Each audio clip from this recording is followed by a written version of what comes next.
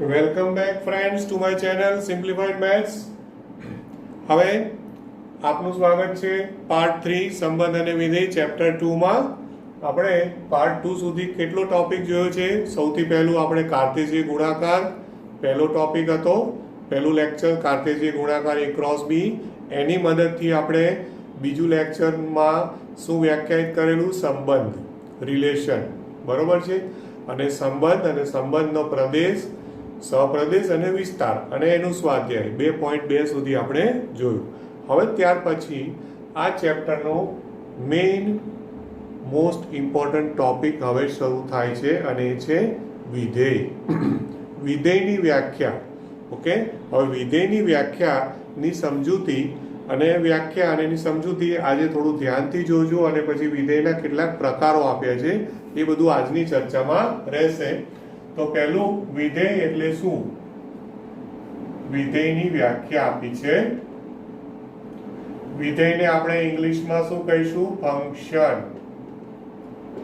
Okay દોસ્તો, વિધેય એટલે શું કહેવાય છે? ફંક્શન. અને ફંક્શનના કારણે વિધેયને સંકેતમાં f વડે દર્શાવાય છે. સ્મોલ f, મોટા ભાગે સ્મોલ f.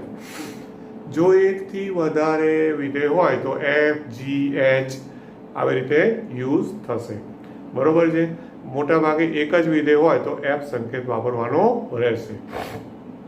હવે એની વ્યાખ્યા છે ને, એની વ્યાખ્યા અહીંયા જે આપી છે આપણે એ જ વ્યાખ્યાનો અત્યારે સમજૂતી લઈએ છીએ. આમ તો વ્યાખ્યાને બે રીતે લખાય છે, પણ અહીંયા એક રીતે આપી છે એટલે હમણાં હું બીજી રીતે પડતો નથી, કે તો કન્ફ્યુઝન થશે. જરૂર પડશે તો 12માં હું તમને બીજી રીતે સમજાવીશ. 12માં પણ પાછું આ ચેપ્ટર છે જ, આનાથી આગળ ત્યારે જરૂર પડશે તો સમજાવું. અત્યારે આપણે આમાં વિધેયની વ્યાખ્યા આપી છે. પહેલાં હું વ્યાખ્યા લખું. તો વ્યાખ્યા લખું એ પહેલાં સમજી જજો કે સંબંધ પછી વિધેય આપ્યું છે ટોપિક. એનું રીઝન કે વિધેય એ કોના ઉપરથી આવતું હશે, કોની સાથે જોડાયેલું હશે? સંબંધ સાથે. ઓકે, તો યાદ રાખજો કે વિધેય છે ને એ પણ એક પ્રકારનો સંબંધ જ છે. વિધેય પણ એક પ્રકારનો સંબંધ જ છે. તો કયા પ્રકારનો સંબંધ છે? હવે એના માટે વ્યાખ્યા જોજો. ઓકે, ધારો કે a અને b બે અરિક્ત ગણો આપેલા છે. ઓકે, ધારો કે a નોટ ઇક્વલ ટુ 5 અને b નોટ ઇક્વલ ટુ 5 આપેલા છે, એટલે કે અરિક્ત ગણો. ઓકે, તથા હવે છે ને એ લોકો જે શબ્દો વાપરે છે વ્યાખ્યામાં કે a અને b ગણ માટે સંબંધ f દ્વારા, આવું લખ્યું છે. ટેક્સ્ટબુક બધાની ખુલ્લી હોવી જોઈએ.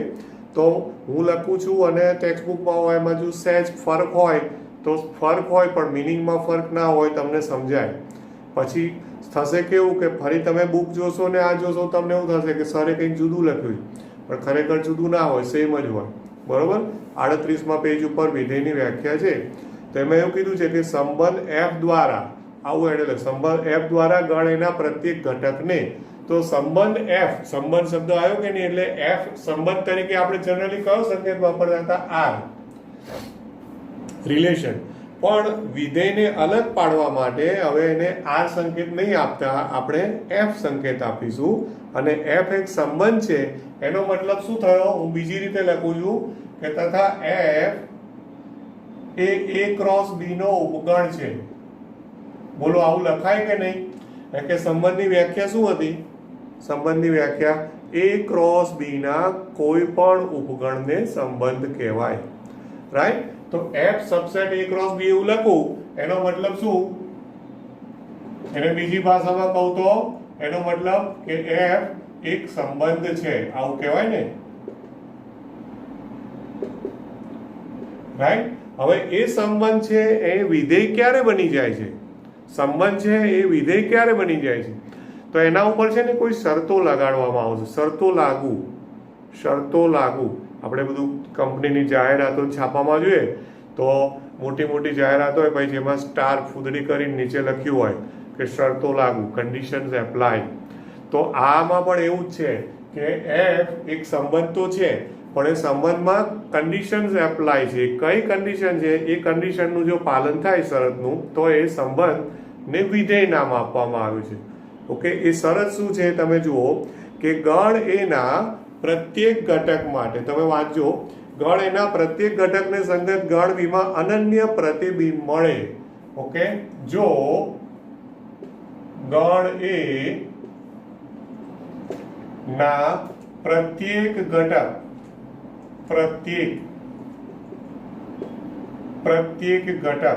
હવે ગણ એના પ્રત્યેક ઘટક માટે હું સંકેતમાં લખવું હોય તો for all x belongs to a લખી શકું ને, ને સંગત, બરોબર, અહીંયા પણ એ જ લખ્યું છે, ને સંગત ગણ બી માં અનન્ય ઘટક, ને સંગત ગણ બી માં અનન્ય ઘટક. ઓકે, અને એને હું આમાં એ માંથી મેં એને x નામ આપ્યું, તો આ બી માંથી જે અનન્ય ઘટક છે ને એને હું y નામ આપું છું. એ લોકો x અને y નામ આપ્યા નથી. ઓકે, જો અનન્ય ઘટક, હા, એટલે એ ઘટક માટે એ લોકો એકચ્યુઅલી પ્રતિબિંબ શબ્દ વાપર્યો છે. અનન્ય ઘટક છે એ ખરેખરમાં શું છે? અનન્ય પ્રતિબિંબ. અનન્ય પ્રતિબિંબ y મળે તો આ જે સંબંધ f છે, સંબંધ f ને a થી b પરનું વિધેય કહેવામાં આવશે. તો એને શું કહે છે? વિધેય કહે છે. જેને સંકેતમાં, આને છે ને સંકેતમાં f પછી double dot a to b આ રીતે લખાય છે. સંકેતમાં શું લખવાનું? f from, એને ડબલ ડોટ નહીં બોલવાનું, શું બોલવાનું? f from a to b આ રીતે લખાય છે. ઓકે, હવે એકવાર શાંતિથી ફરીવાર વાંચો વ્યાખ્યાને.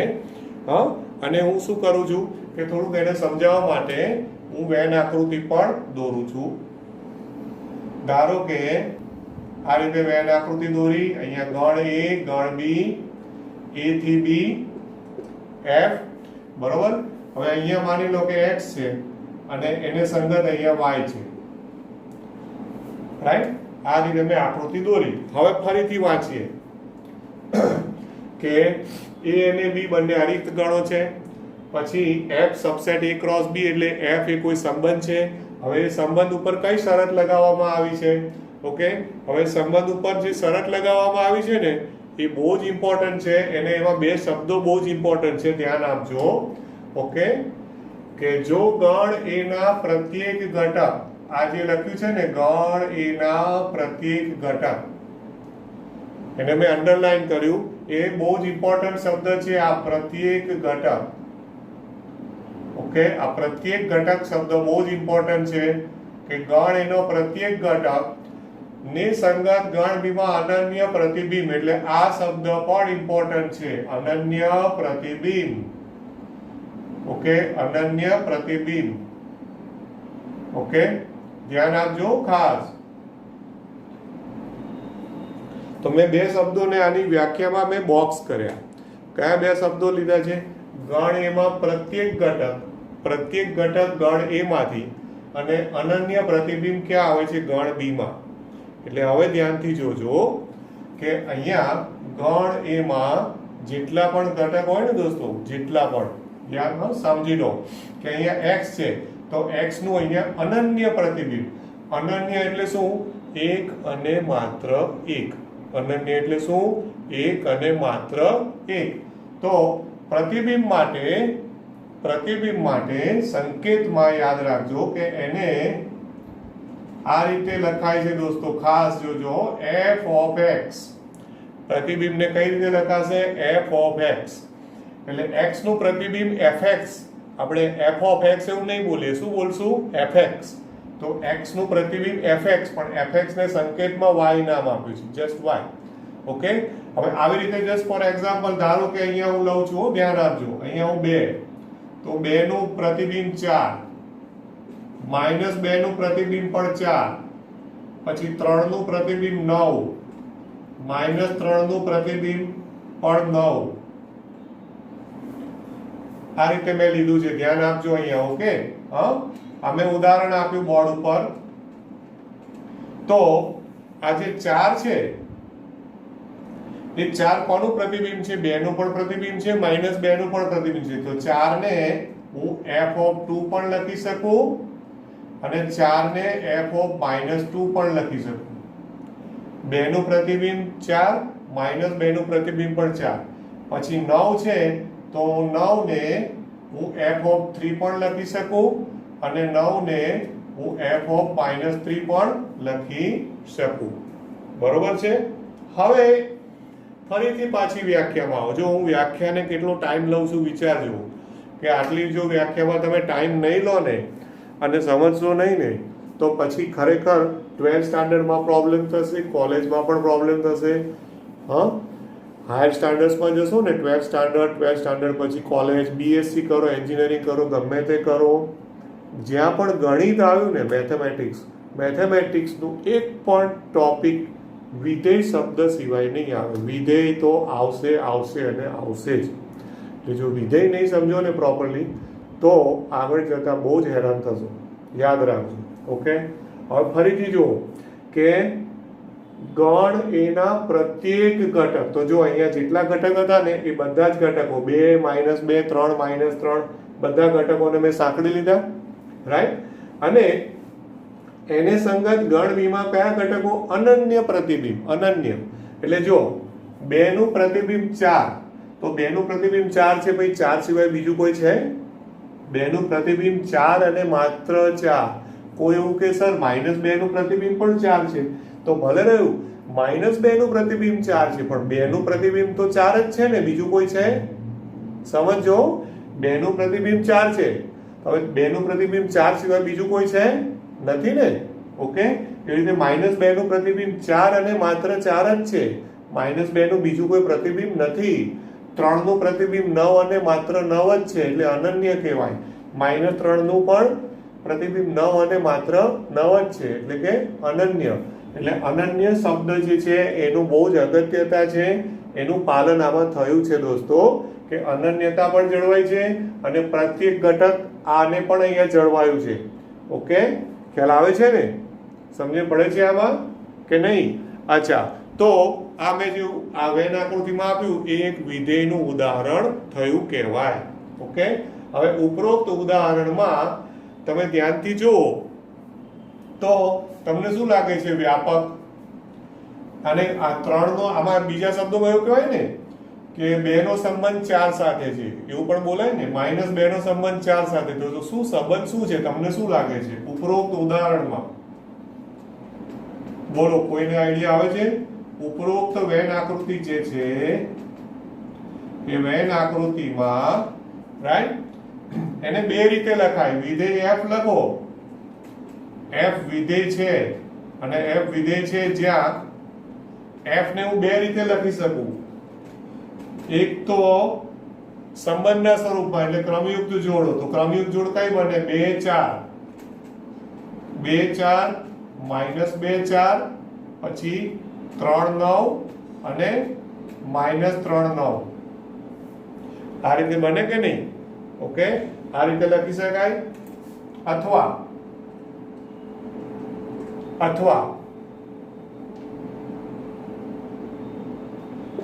આને બીજી રીતે લખવું હોય તો y બરાબર fx.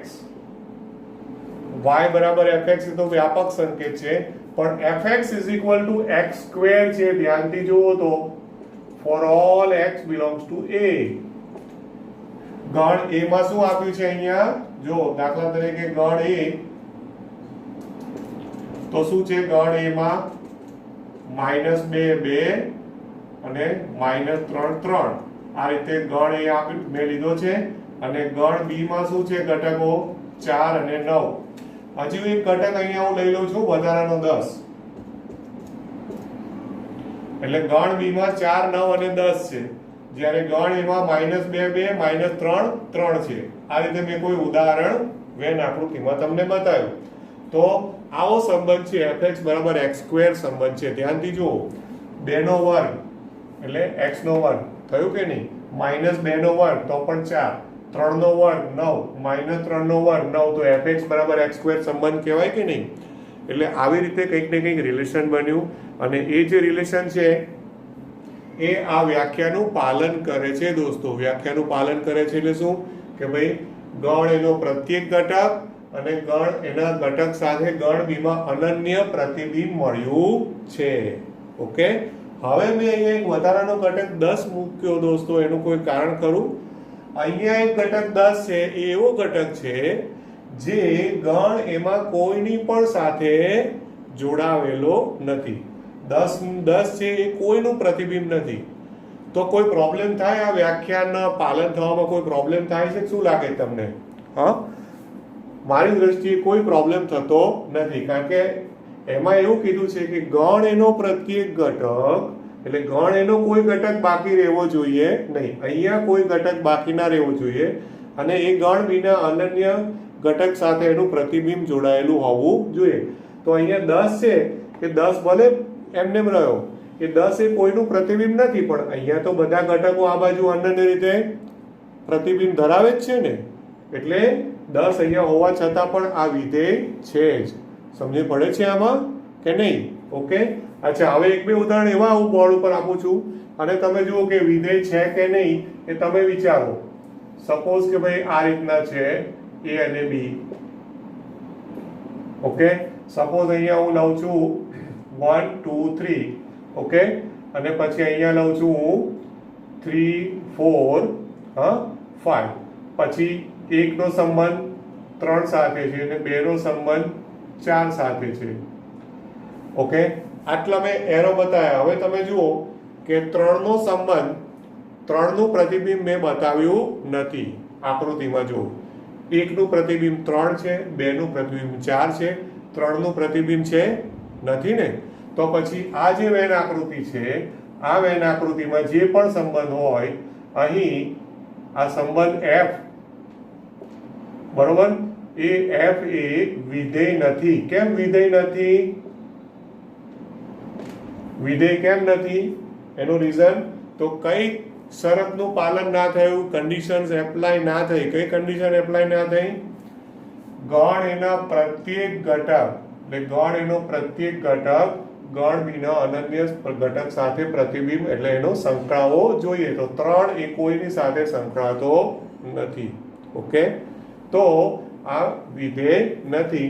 કારણ શું થયું? એનું રીઝન આપવું હોય તો, કારણ કે 3 બિલોંગ્સ ટુ a ને સંગત ગણ બીમાં કોઈ પ્રતિબિંબ નથી. ગણ બીમાં કોઈ પ્રતિબિંબ નથી. ઓકે, તો એ ના ચાલે, કારણ કે વ્યાખ્યામાં એવું કીધું છે ગણ એનો પ્રત્યેક ઘટક ગણ બીના કોઈક ને કોઈ ઘટક સાથે એનું અનન્ય પ્રતિબિંબ હોવું જોઈએ. તો 3 નું કોઈ પ્રતિબિંબ નથી. એવું ના વિચારજો કે સર 3 નું 5 કહેવાય, ના કહેવાય, કારણ કે મેં કિરણ દર્શાવ્યું નથી. જો હું એરો બતાવી દઉં તો થઈ ગયું, પણ મેં એરો નથી બતાવ્યો. એવી રીતે તમને એક્ઝામમાં આ રીતની આકૃતિ સહિત કંઈ પૂછ્યું હોય ને એરો ના બતાવ્યો હોય તો સમજી જવાનું કે આપણે જાતે એરો નહીં દોરવાનું, જાતે કિરણ દોરીને નહીં કહી દેવાનું કે ભાઈ વિધેય છે. બરોબર છે? ઓકે, તો આ વિધેય નથી. હજી બીજી એક આકૃતિ દોરું છું. આ એક બીજું ઉદાહરણ થયું. આ દાખલા તરીકે આને નંબર 1 ઉદાહરણ આપું છું. આ ઉદાહરણ નંબર 1, પછી આ ઉદાહરણ નંબર 2, પછી ઉદાહરણ નંબર 3 આપું છું. હવે એમાં જો હું કઈ રીતે વેન આકૃતિ દોરું છું. ઓકે, આ રીતની વેન આકૃતિ લીધી છે. માની લો કે અહીંયા ઘટકો છે 3 4 5. ઓકે, પછી અહીંયા ઘટકો છે 4 5. આ 4 અને 5 બે જ ઘટકો લઉં છું. a to b, વિધેય છે f. હવે માની લો કે 3 એ 4 સાથે સંકળાયો છે, 3 એ 5 સાથે સંકળાયો છે, 4 એ 4 સાથે સંકળાયો છે, 5 એ 5 સાથે સંકળાયો છે. ઓકે, આવી મેં આકૃતિ દોરી. હવે જેટલા પણ એરો બતાવ્યા હોય ને કિરણો, એ બધાને તમારે પ્રતિબિંબ ગણવા પડે દોસ્તો. બધા પ્રતિબિંબ છે. તો અહીં જે આકૃતિ છે એમાં મારું ઓબ્ઝર્વેશન એવું કહે છે કે f એ વિધેય નથી.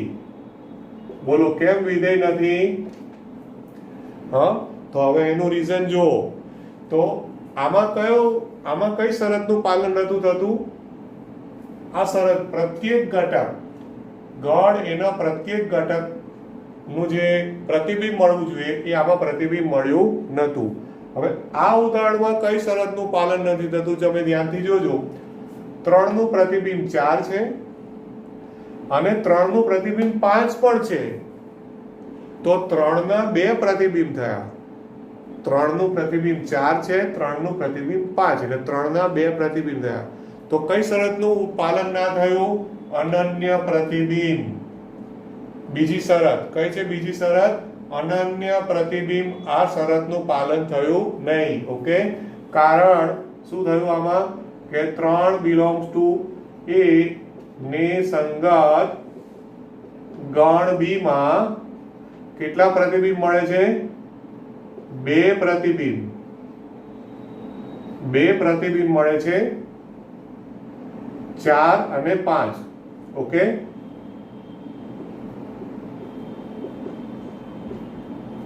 એટલે કે એનો મતલબ શું થયો? માટે શું કહેવાય કે અનન્યતા જળવાતી નથી. અનન્યતા જળવાતી નથી. તો મેં 3 ઉદાહરણ બોર્ડ ઉપર લખ્યા છે. એક ઉદાહરણ એવું છે જેમાં વિધેય છે, બીજા 2 ઉદાહરણ એવા છે જેમાં વિધેય નથી. હવે આ 2 ઉદાહરણો મેં ઇન્ટેન્શનલી એટલે કે હેતુપૂર્વક એવા લીધા છે કે એક ઉદાહરણમાં અહીંયા 2 શરતો છે.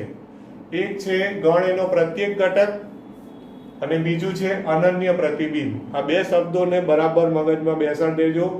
ગણ એનો પ્રત્યેક ઘટક અને એને સંગત ગણ B માં અનન્ય પ્રતિબિંબ મળવું જોઈએ. તો આ ઉદાહરણમાં એવું થાય છે કે ગણ એનો પ્રત્યેક ઘટકને સંગત કોઈ પ્રતિબિંબ મળતું નથી.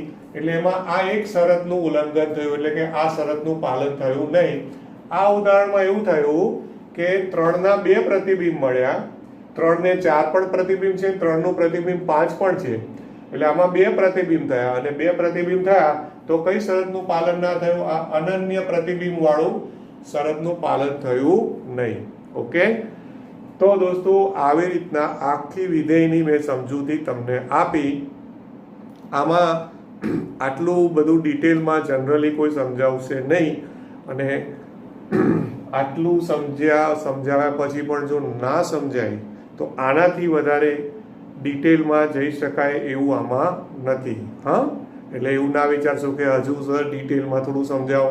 આ મેં જેટલું જવાય એટલું ડિટેલમાં જઈ અને આખી વ્યાખ્યાને તમામ અલગ અલગ રીતે જેટલું પણ પાલન થાય ના થાય એ બધું મેં તમને સમજાવવાનો પ્રયત્ન કર્યો છે. બોલો આમાં કોઈ ડાઉટ ખરો? Right, clear. બીજું કે હવે એફ એ સંબંધ છે, એટલે સંબંધ છે એટલે એમાં 3 શબ્દો આવશે: પ્રદેશ, સહપ્રદેશ અને વિસ્તાર. તો આમાં એ પાછું યાદ રાખી લેજો કે જો f from A to B વિધેય હોય તો આ ગણ A છે એનો પ્રદેશ કહેવાય. તો ગણ A એને f નો પ્રદેશ માટે લોકો સંકેત પણ યુઝ કરી શકે. df પ્રદેશ એટલે ડોમેઇન, એટલે એને સંકેતમાં df વાપરશે. પછી ગણ B ને સહપ્રદેશ કહેવાનું. શું કહેવાય એને? સહપ્રદેશ. અને સહપ્રદેશ એટલે કોડોમેઇન. હા, કોડોમેઇન. હવે કોડોમેઇન છે ને એનું સંકેત આપેલો નથી, એટલે સહપ્રદેશ બોલો અથવા કોડોમેઇન બોલો. અને બીજું હતું વિસ્તાર. ઓકે, તથા વિસ્તાર. તો વિસ્તાર આપણે જેવું 2.2 માં ગણ્યું ને કે જો આ f આ રીતે લખ્યો, હા, તો એમાંથી વિસ્તારમાં કયા ઘટકો લેવાના? ક્રમયુક્ત જોડમાંથી. જો પહેલા ઘટકો લો તો પ્રદેશ બને અને બીજા ઘટકો લો તો વિસ્તાર બને. બરોબર? તો f ની ક્રમયુક્ત જોડ હોય તો f ની ક્રમયુક્ત જોડમાંથી કયો ઘટક લેવાનો? ક્રમયુક્ત જોડ પૈકી દ્વિતીય ઘટક લેવાનો, બીજા ઘટકનો ગણ. બરોબર ને? એટલે ટૂંકમાં જે સંબંધમાં હતું એનું એ જ.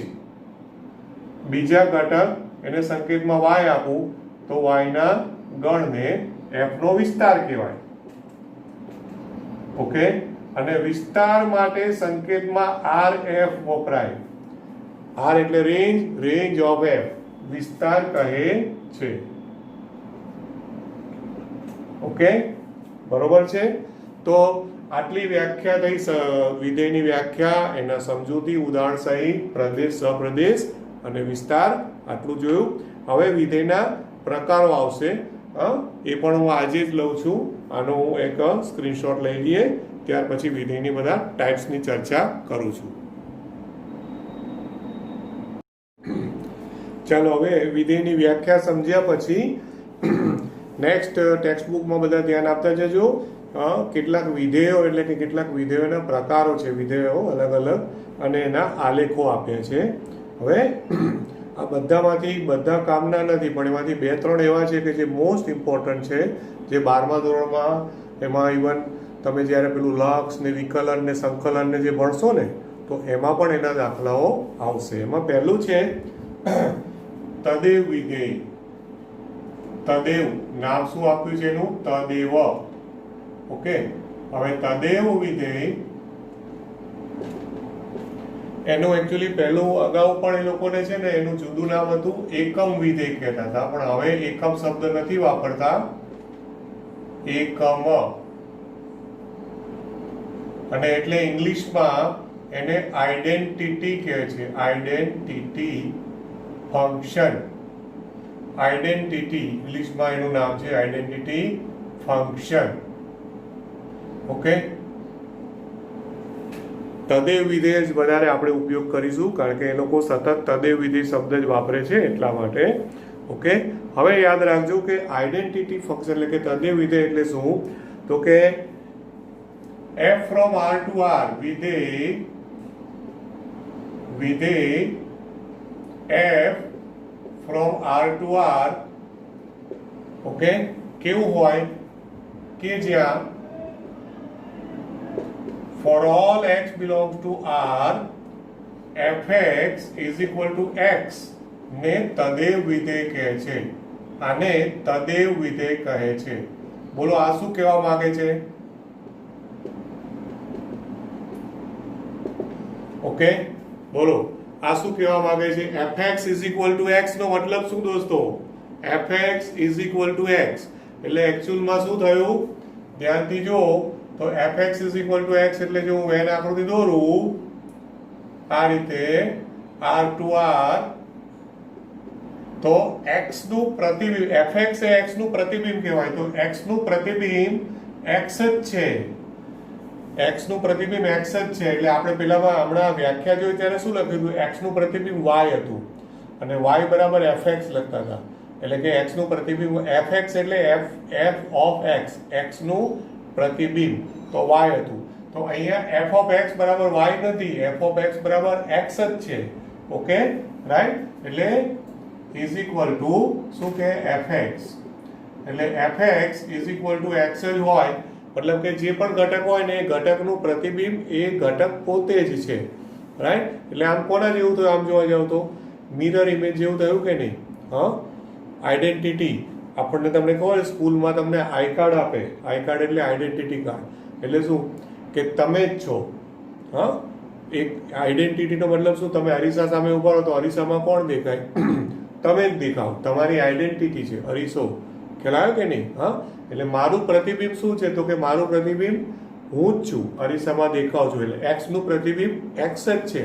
એવી રીતે f of x બરાબર x એટલે x નું પ્રતિબિંબ x છે, એવું કહેવાય.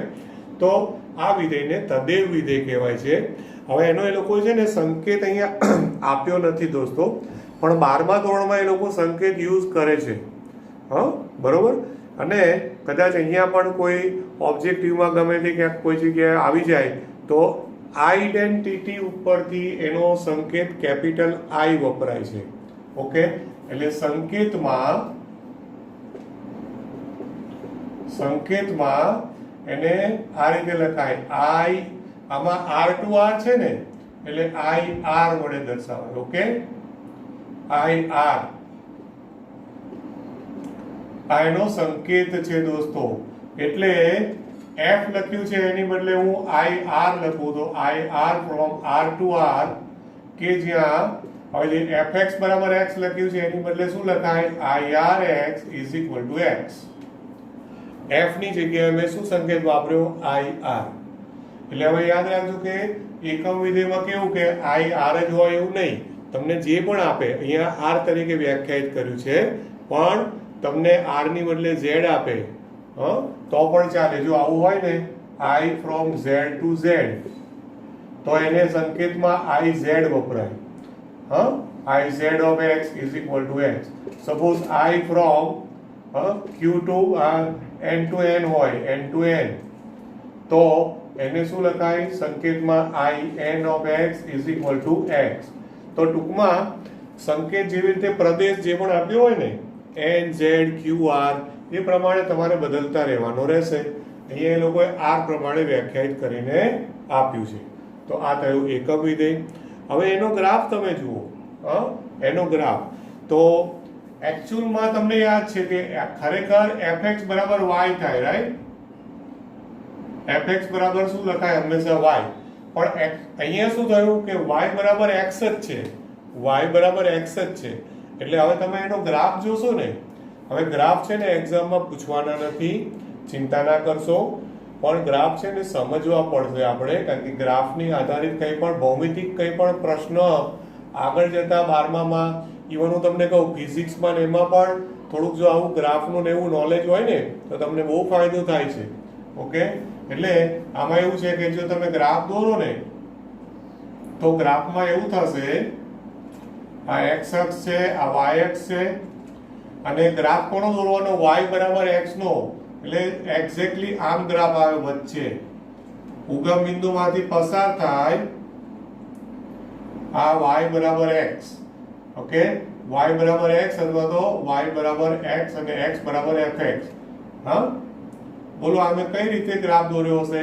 ટેક્સ્ટબુકમાં આપ્યો છે એટલે નહીં, આપણે સમજવાનું છે કે ભાઈ ગ્રાફ એક્ઝેક્ટ x અક્ષ ને y અક્ષ ને છે ને એક્ઝેક્ટ બે સરખા ભાગ કરે 45 અંશના ખૂણે, એક્ઝેક્ટ 45 ડિગ્રી 45 અંશના ખૂણે દોરાય. હા, તો એકચ્યુઅલમાં એનું કારણ શું ખબર છે?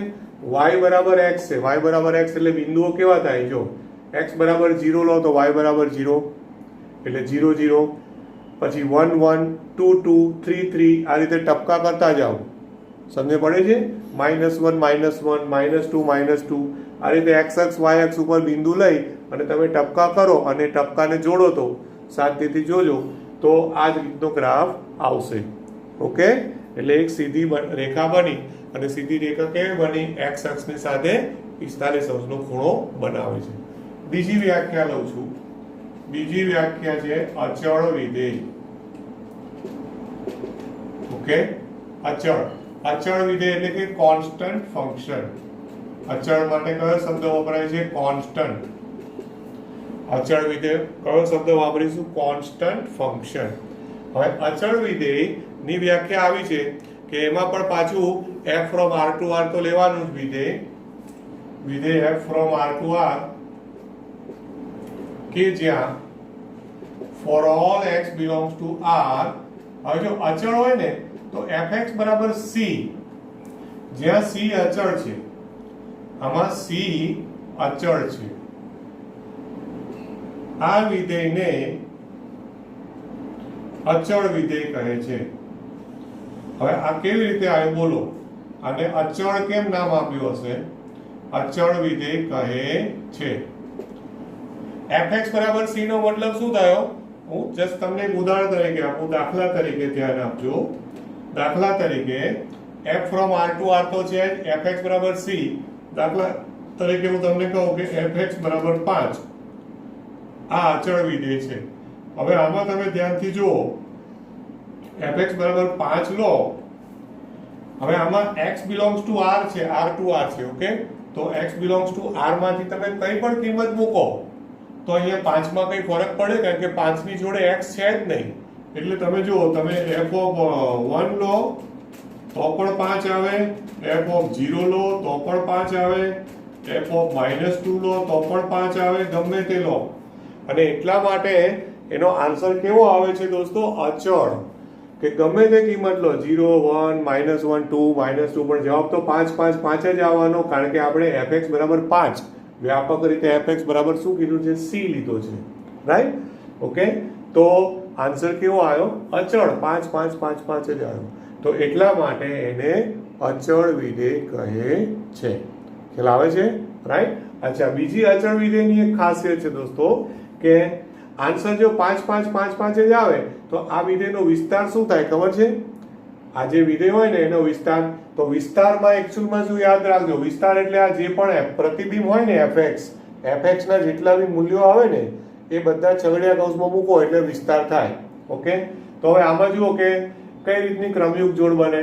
એકનો આન્સર 5 એટલે 1, 5, 0, 5, -2, 5, 2, 5, 3, 5, -3, 5, આવી અસંખ્ય અનંત ક્રમયુક્ત જોડો બને.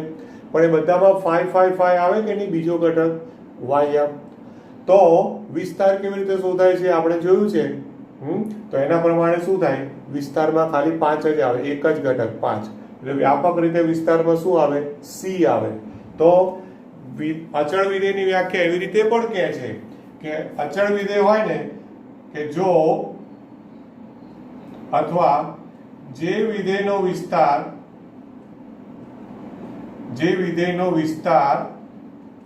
એક ઘટકી ગણ હોય,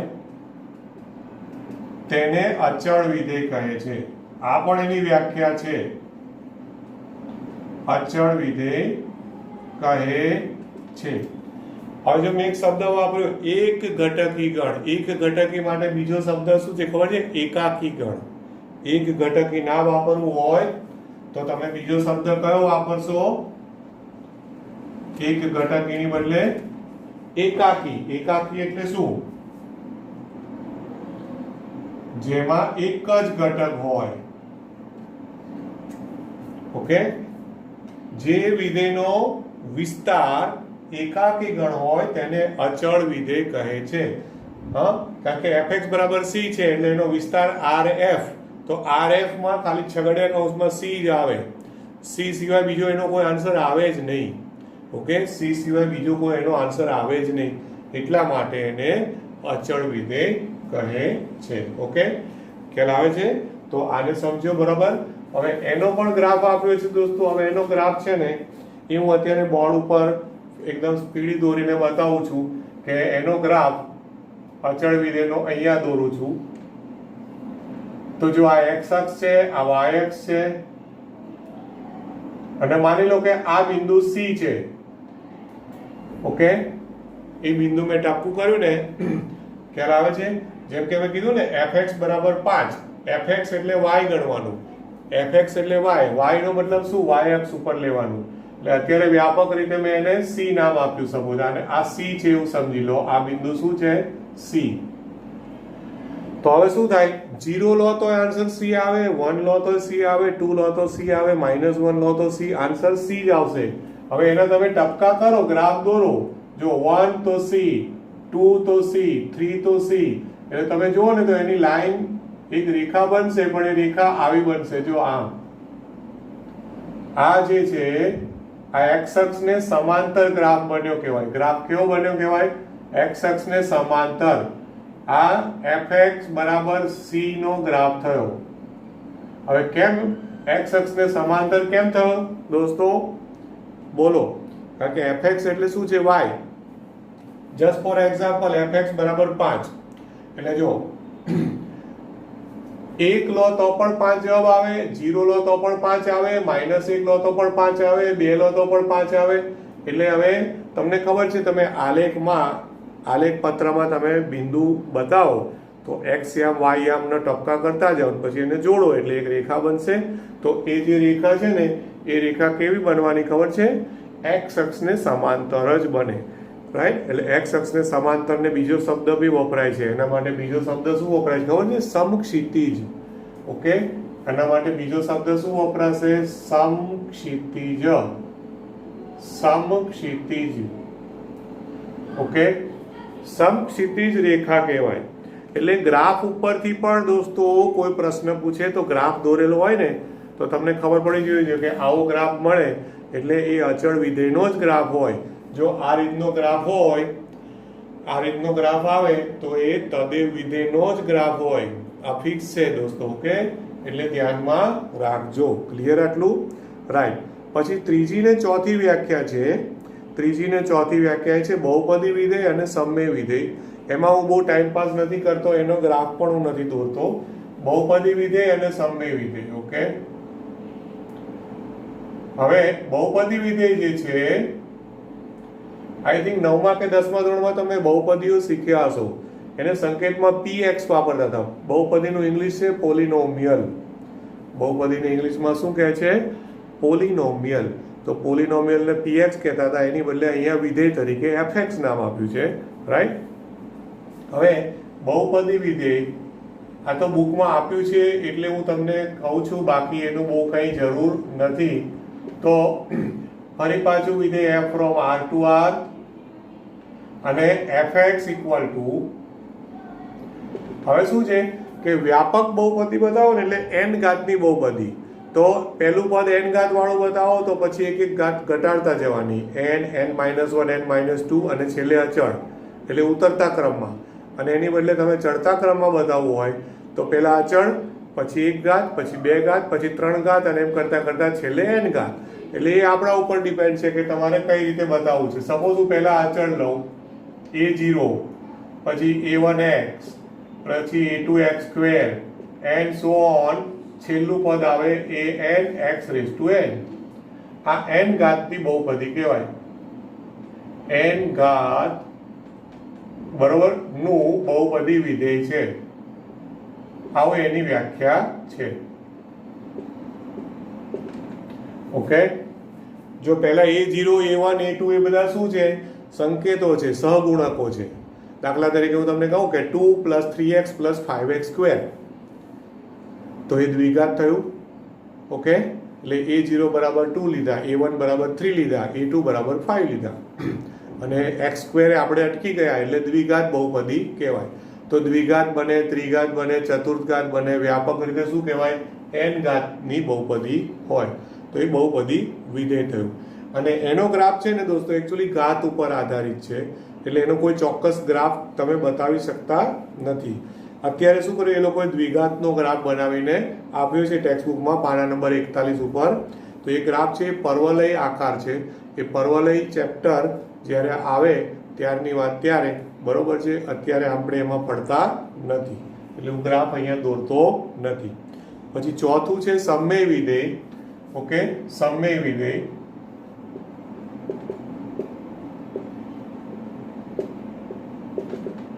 સમમેય વિધેય ઓકે, એટલે કે સમમેયને ઇંગ્લિશમાં કહેવાય છે રેશનલ.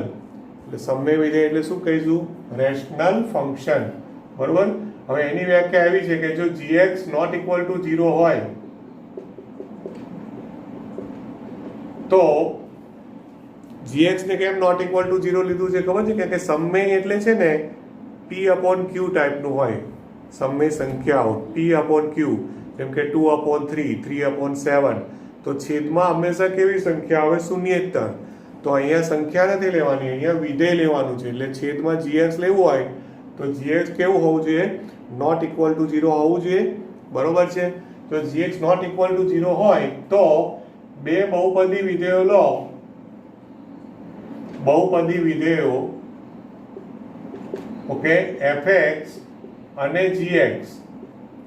ઓકે, એનો ભાગાકાર કરો, એના ભાગાકાર વિધેય. ઓકે, હવે એનો ભાગાકાર વિધેય એટલે શું? fx/gx કરો તો એને એ લોકોએ નામ આપ્યું છે સમમેય વિધેય.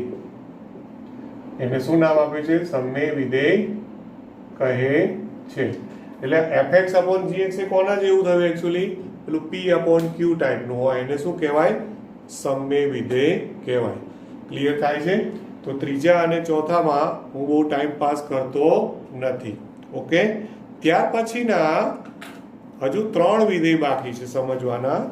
એ 3 ઇમ્પોર્ટન્ટ છે અને એમાંથી 2 તો મોસ્ટ ઇમ્પોર્ટન્ટ છે. તો હવે આપણે 5 નંબરનું વિધેય લઉં છું. 5 નંબરનું એ 5 નંબરનું છે એ છે માનાંક વિધેય. માનાંક વિધેય આ છે ને બહુ જ ઇમ્પોર્ટન્ટ છે દોસ્તો, ખાસ ધ્યાનમાં રાખજો. ઓકે, એનો ગ્રાફ જે છે ને એ ગ્રાફ ભલે અત્યારે એક્ઝામમાં કે આપણે અહીંયા કોઈ દાખલાઓમાં તમારે ગ્રાફની જરૂર નથી પડવાની, પણ એ ગ્રાફ આધારિત પ્રશ્નો ગુજકેટમાં, JEE-માં બધે તમને આવશે, એટલે ધ્યાન આપજો. ઓકે, માનાંક, તો માનાંક શબ્દ છે એ થોડુંક જાણીતો છે. માનાંક શબ્દ એટલે મોડ્યુલસ ફંક્શન. માનાંકને ઇંગ્લિશમાં શું કહે છે? Modulus.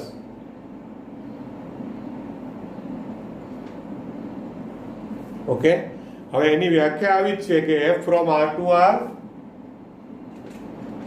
f from R to R કે જ્યાં fx બરાબર mod x.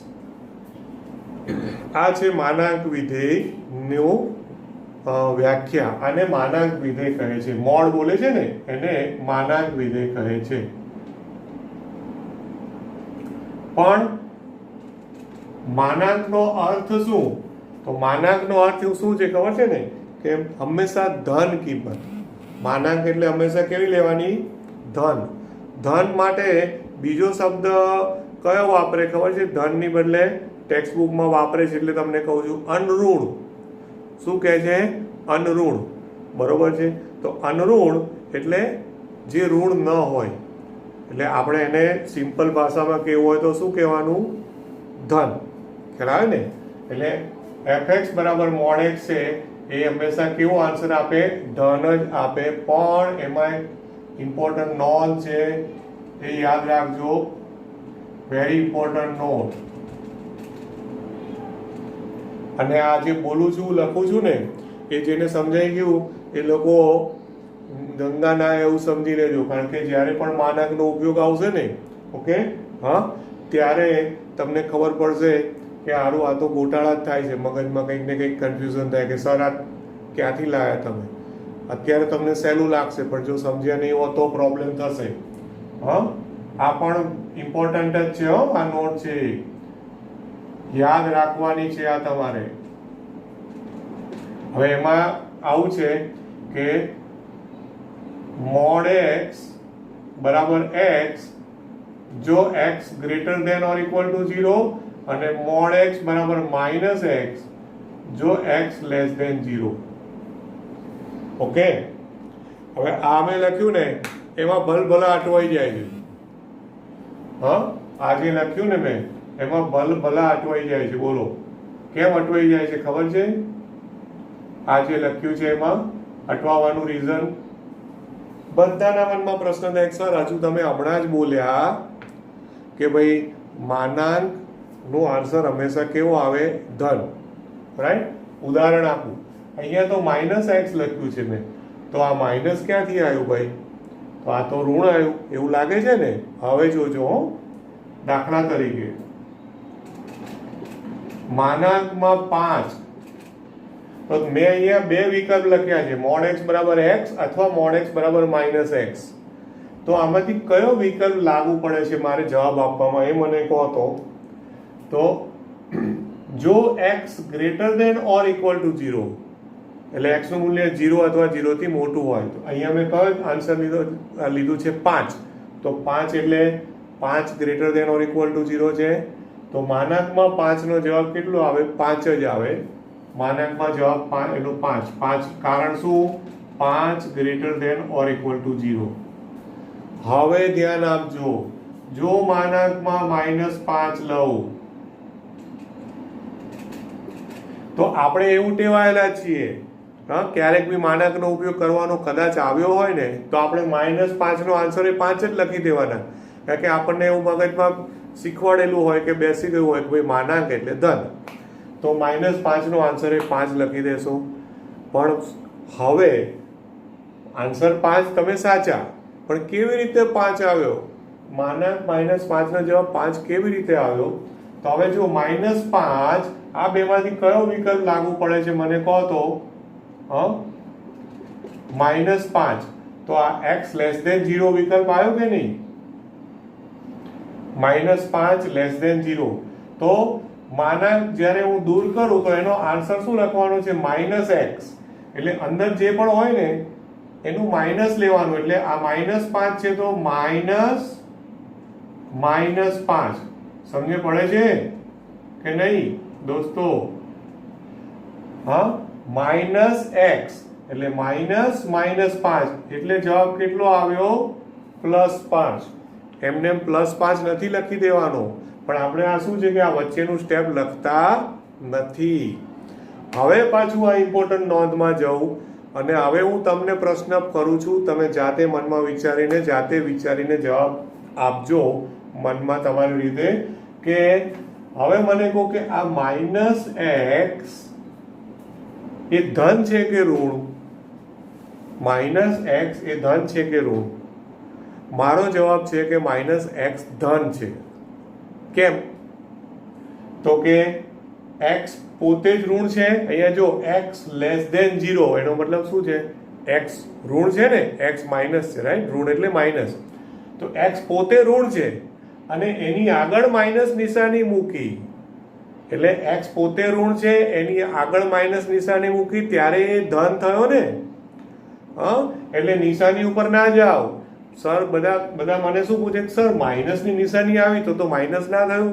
ના ભાઈ, જો હું અહીંયાથી માઇનસ નિશાની કાઢી નાખું તો હવે આ ખોટું છે, કારણ કે x પોતે જ ઋણ છે. તો તમે જવાબ આપ્યો એ ઋણ જવાબ આપ્યો કહેવાય. જ્યારે માનાંકનો આન્સર કોઈ દિવસ ઋણ ના આવે, અનઋણ આવે, મતલબ કે ધન આવે. તો આ પોતે ઓલરેડી ઋણ છે, માઇનસ છે, તો એની આગળ મારે માઇનસ મૂકવું પડે. તો એની આગળ હું માઇનસ મૂકું તો માઇનસ પ્લસ થાય. ખ્યાલ આવે છે કે નહીં? અચ્છા, તો પછી એવું અહીંયા પહેલામાં કેમ ના કરવું પડ્યું? અહીંયા એવું કેમ ના કરવું પડ્યું? કારણ કે અહીંયા x પોતે ઓલરેડી ધન જ હતો દોસ્તો, રાઈટ? x એ ઓલરેડી ધન જ છે અને ધન હતું એટલે પછી એમાં આગળ માઇનસ મૂકો તો ઋણ થઈ જાય. એટલે એમાં આગળ કંઈ મૂકવાનું આવતું નથી. ખ્યાલ આવે છે આટલો? કોઈ ડાઉટ ખરો? રાઈટ. તો હવે આ રીતે હવે જોજો, ધારો કે હું માનાંકમાં b લખું, હવે જો ગડબડ ચાલુ થશે. આનો આન્સર કેટલો બોલો? તો કન્ફ્યુઝન થાય કે નહીં? અને આવું જ થશે એ દાખલામાં જ્યારે રકમમાં આવશે ને ત્યારે આવું જ થશે. ઉપરના બે ઉદાહરણમાં તો સ્પષ્ટ જ છે કે 5 ધન છે તો આન્સર 5 આવ્યો, -5 ઋણ છે તો માઇનસ કરીને +5 કર્યું. હવે આમાં મેં લખ્યું માનાંકમાં b, તો b કેવો છે? ધન છે કે ઋણ? નથી ખબર. b ધન છે કે ઋણ આપણને ખબર નથી. ઘણા એવું કે મને કે સર આ તો ધન જ છે ને, આગળ ક્યાં કઈ નિશાની આપી છે? અલા પણ એવું નહીં, b તો અજ્ઞાત છે. તો b તો અજ્ઞાત છે તો b તો કોઈ પણ કિંમત ધારણ કરી શકે. b બરાબર ધન છે એવું તમને કોણે કીધું? b બરાબર -2 પણ હોઈ શકે, b બરાબર +5 પણ હોઈ શકે, b બરાબર -10 પણ હોઈ શકે. b તો અજ્ઞાત છે. તો b માં શું આવે મને ખબર છે? નથી ખબર ને? હવે ઇમ્પોર્ટન્ટ વસ્તુ આવી આ નોંધ કે જ્યારે માનાંક દૂર કરો દોસ્તો, યાદ રાખજો, જો તમને અંદરની કિંમત જાણીતી હોય, જ્ઞાત, તો તમે જે આન્સર હશે પોઝિટિવ એટલે કે ધન આન્સર લખી નાખશો. પણ અહીંયા માનાંકમાં b છે, મને એની કિંમત ખબર નથી, b ધન છે કે ઋણ. તો ગણિતનો નિયમ છે, મેથેમેટિક્સમાં જ્યારે પણ તમને આન્સર ના ખબર હોય અથવા તો એક કરતાં વધારે આન્સરો હોય ને વિકલ્પો, તો તમારે બધા જ વિકલ્પો આન્સર તરીકે આપવા પડે. તો |x ના બે વિકલ્પ છે, |x બરાબર +x પણ હોઈ શકે અને |x બરાબર -x પણ હોઈ શકે. આ બેમાંથી કયું છે એ મને અહીંયા ખબર નથી દોસ્તો, એટલે એનો આન્સર હું આપીશ +or -b. આનો હું આન્સર શું આપીશ? +or -b. સમજો, બહુ કામની વસ્તુ છે આ. જ્યારે આગળ બધા દાખલાઓ આવશે ને ત્યારે બહુ ફાંફા પડશે, જ્યારે પણ માનાંકનો ઉપયોગ કરવાનો આવશે ત્યારે. હવે એક સિમ્પલ તમને હજુ એક ઉદાહરણ આપું.